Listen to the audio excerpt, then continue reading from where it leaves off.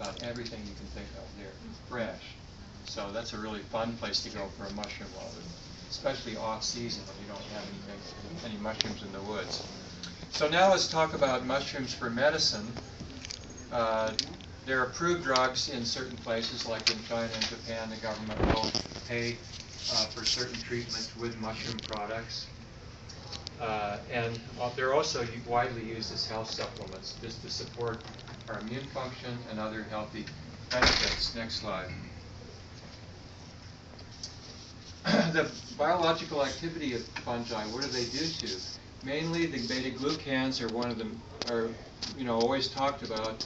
Beta-glucans are cell wall polymers that are found in the native state in the mushroom in a triple helix form. That's the tertiary structure. And heat breaks that down. It's hydrogen bonding that's creating this helix. So when you heat it, then they do straighten out and they do start to degrade and break down. But the pieces are still active. But the larger molecular weight the compounds are, the fragments, the more active they are. And also, if they're in the triple helix, you get increased activity too. So my main point here is that when you tincture in alcohol a mushroom, the alcohol disrupts the hydrogen bonding, and it does really change the structure of the beta-glucans and renders them less effective. So that's why traditionally mushroom medicine is made from teas, dried teas. And I'll get a plug for my new book in here, which is from Rodale Press. It's called Grow It and Heal It. And I talk about how to make a dried tea at home in my book, and it shows pictures step by step how to make it. This is a very ancient method, and so mushrooms are very well suited to making dried teas at home. Basically, you just cut the mushroom fruiting bodies up, boil it down to get a really strong tea. Then you take the fruiting bodies and filter those out, squeeze it out to get all the liquid. You simmer it down till it's really thick. You add a carrier in there to absorb the moisture, like maltodextrin is one that you can get. And then you pour it into a food dehydrator and dehydrate it. And you get these wafers. You take those out. You can either eat them. It's like mushroom leather. You can either eat that for your dietary supplement, or you can powder it up in a blender and just put it in caps, or you can sprinkle it on your food. You can put it in soups, a teaspoon of it in a soup to get all those goodies, all those beta-glucans and all the other active compounds, and you get this great mushroom flavor as well. So it's really a great way to do it. I discourage making tinctures, and there is an exception. I'll get to your question in a second. There is an exception with alcoholic-based tinctures. There are other types of compounds in mushrooms beside the large molecular weight polymers. There are also triterpenes and other active small molecular weight compounds. Those are all soluble in alcohol, and then you can preserve them in alcohol.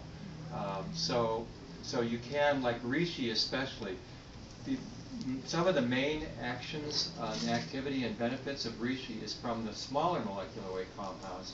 So reishi tincture is a traditional way of alcoholic extract. You can buy those in Chinatown in little vials, and alcohol-based, and then they put some honey or sweetener in there, and then you can drink those. Now, what's your question back there? Oh, I heard that the polysaccharides are extractable only in water, but like a 48-hour extraction if you're boiling like on a wood stove. But then if you also tincture to get those terpenes, then you can add the two together. It's a double extraction method. Somehow I knew that was going to be your question. That was my next point, is that you can add the two together. Many people talk about this. You heard it because Christopher said it and someone's told them. Yeah, I've been saying it for years. The double extraction we've been using for years. So what you do is you make the tea, you make the concentrate, the tea concentrate. Again, my book has every step. You make the tea concentrate, then you take the fruiting bodies out of there, and then you can take the marc, the part that you just extracted and boiled. You can take the marc, the MARC, that's called the marc. You can take that out, blend it up with alcohol, and tincture it. Then you can add the two together. Then you're getting some triterpenes. But I can say this, is that when you boil it, you're going to get a lot of the triterpenes anyway. So I don't know how much you're gaining actually tincturing it. With reishi, I think, yes, you do gain some. But other mushrooms like shiitake, pleurotus, other species, even turkey tails, I'm not sure you're gaining that much. by making a double extraction. Reishi, I recommend a double extraction. But if you add too much alcohol in there, what's going to happen is the polysaccharides are not soluble in alcohol, period. They will come out of solution and you'll get this gummy mess. I just talked with someone yesterday that had that happen, and so you can't put too much alcohol in there of your alcoholic extract, otherwise it's just going to precipitate right out. So you want to, for your finished product, the ideal, say of reishi, would be making the liquid water-based extract, concentrate it down, tincture your mark, and then put about 1/4 of the tincture in there and about 3/4 of the tea. Because the finished product you want to be about 25% alcohol. That's what's going to preserve it long term. You have to have at least 25% in there. But no higher, because if you put higher, then you're going to lose polysaccharides. So, and I still think you're getting lots of triterpenes from both the tea and the tincture. Then you could just use the tincture on its own. I used to prescribe the tincture of reishi often in my clinic for insomnia, for anxiety, and for many other purposes that you would use reishi for. But I'll get to that in a minute. Yeah. Is there any reason not to, instead of making a tea with the dried mushrooms, just putting them into soup, chopping them up and putting them into soup? Best way to do it. Yeah, that's more traditional. Just you know, like people say, are turkey tails or reishi, are those edible? Well, that depends on what you mean by edible. I mean, they're not delectable. They're not.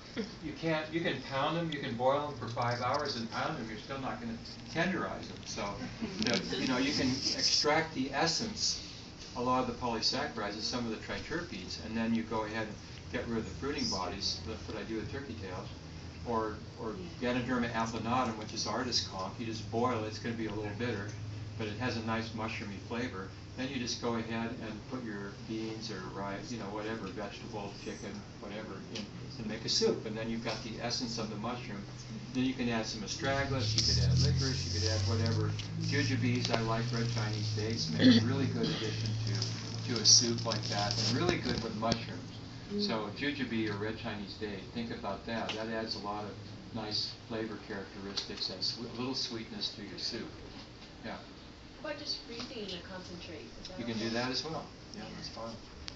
Don't forget you can add vitamin C as well, and that'll help stabilize it and keep it from fermenting. So if you add a teaspoon of vitamin C per, say, pint or quart, depends on how long you want it to preserve, then that also helps preserve it without alcohol, and it'll extend the life. Because otherwise, if you just make a tea extract and you just leave it sitting out, it's going to eventually ferment.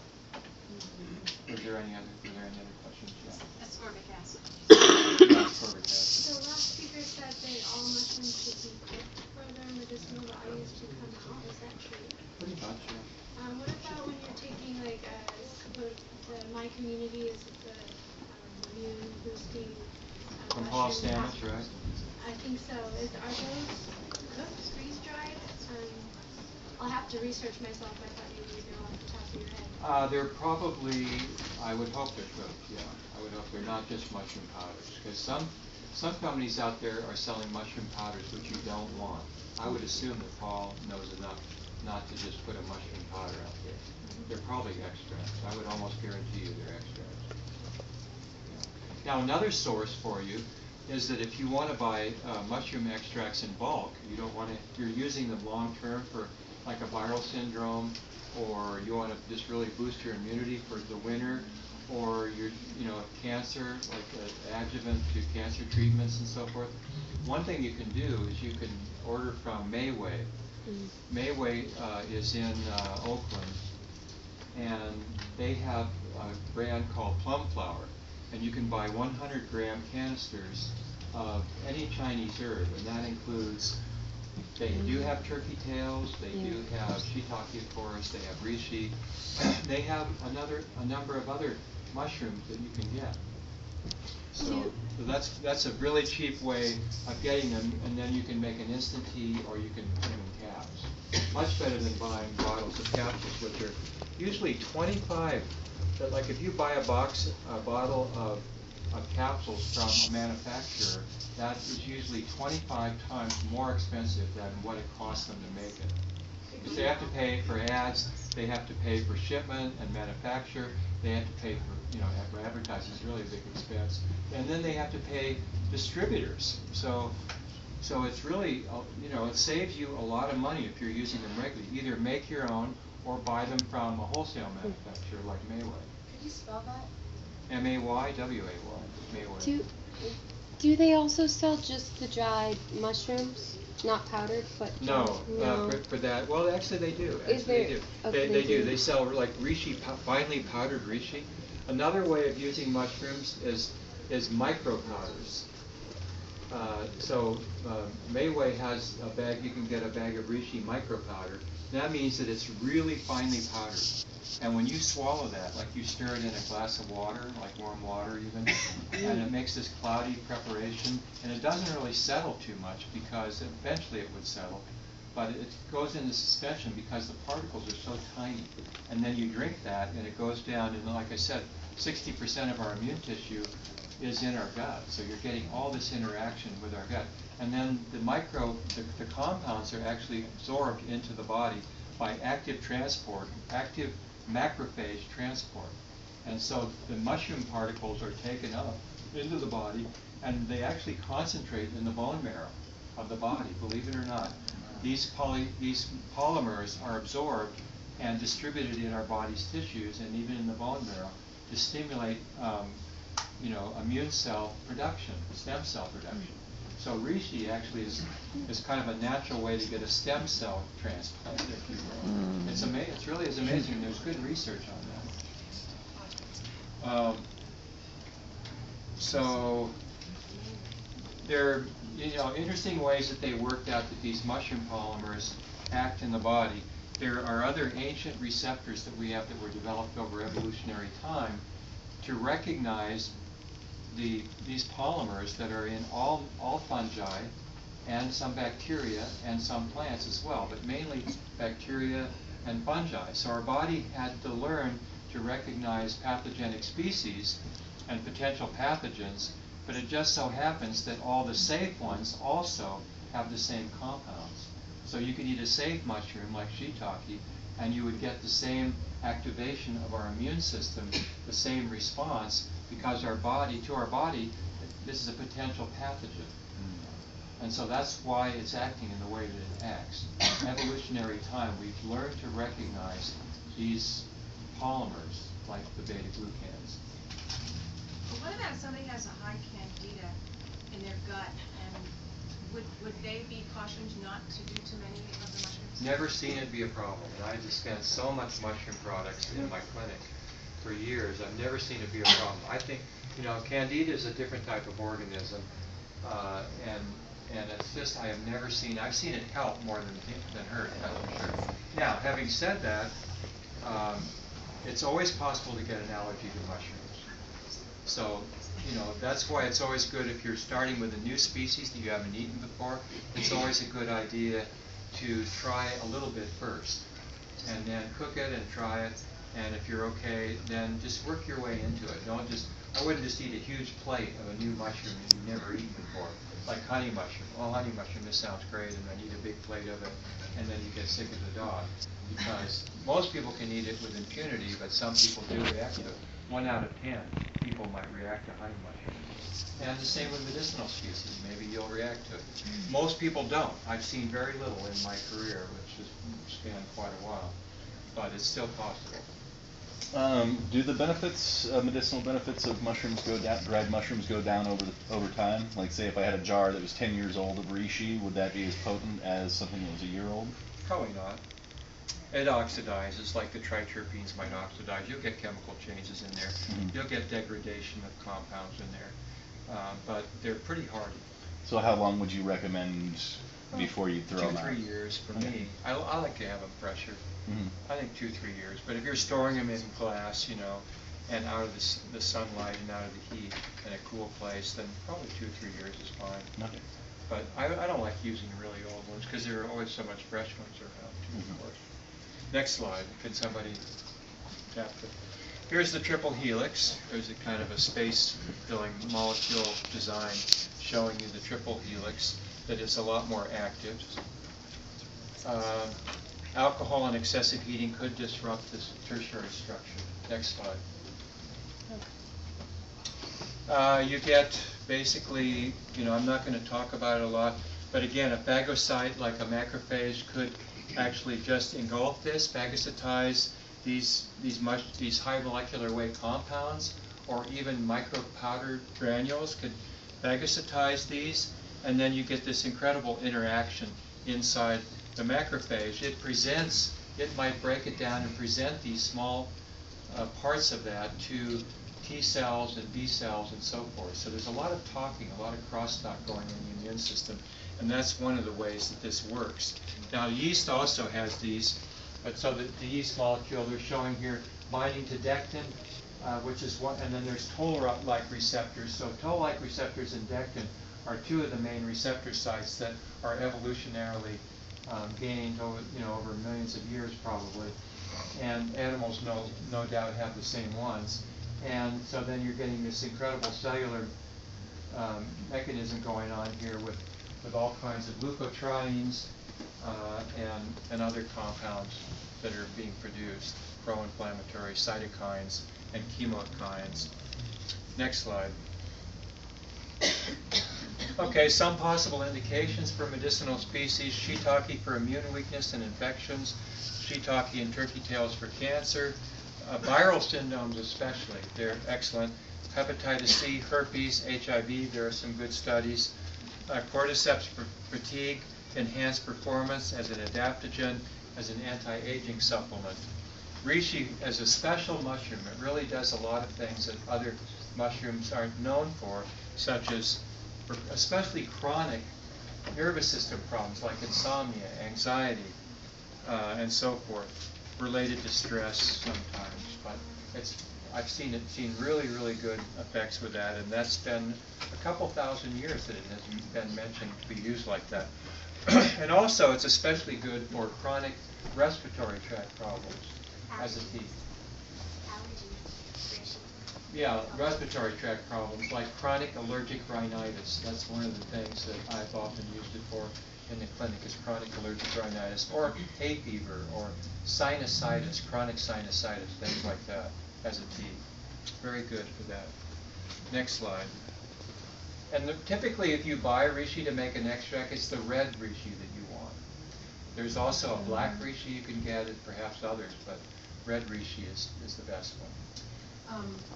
For the lungs, would it be taken in like a capsule, eaten, or drink it for the lung bronchitis issue? How would you apply that?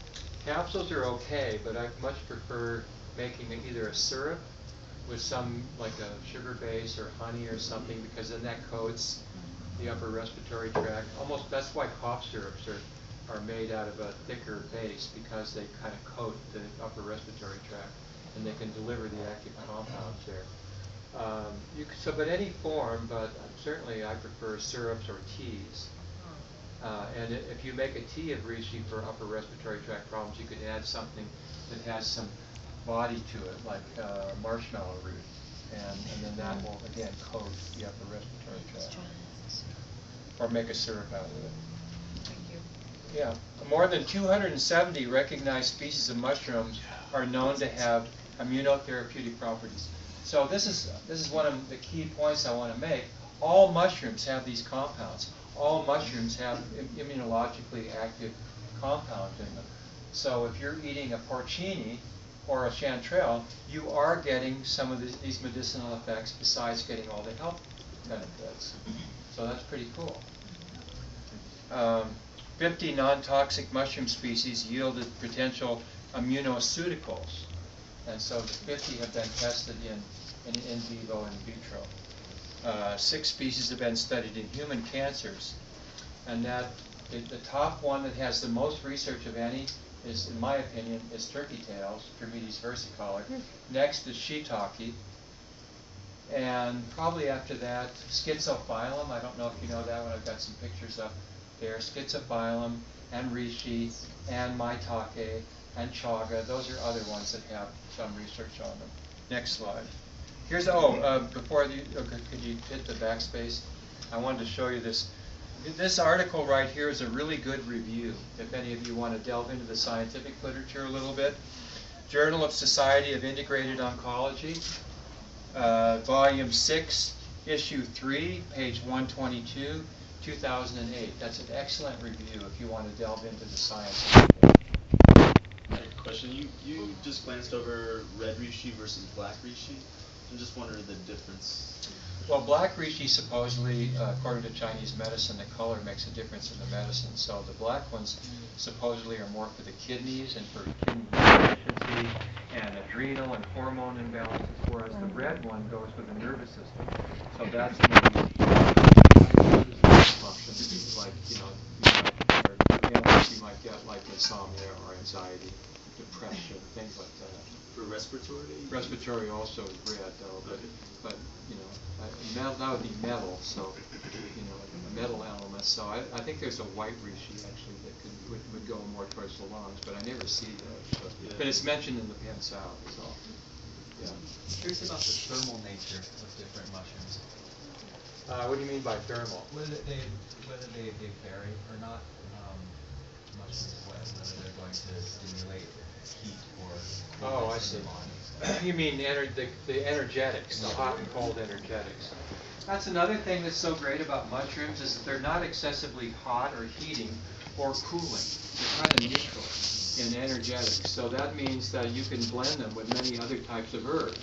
Like if you wanted to blend them with some spicy warm herbs, like, I don't know, yerba santa is a Western one, but what other, well, like propolis, for instance, pine bark. I use pine bark a lot. That's a warming, heating, respiratory tract herb. Or you could add it to cold respiratory herbs like usnea or something like that that's cold and bitter, or golden seal, which is cold and bitter. So they're kind of neutral. I mean, some are probably warmer than others. Some are kind of spicy, and resinous. But like for instance the quinine conch is kind of resinous, and that's but it's very bitter. So, Chinese medicine, people have talked about energetics of herbs and tried to figure it out over 2,000 years, and herbalists have discussed it and argued over it for a long time.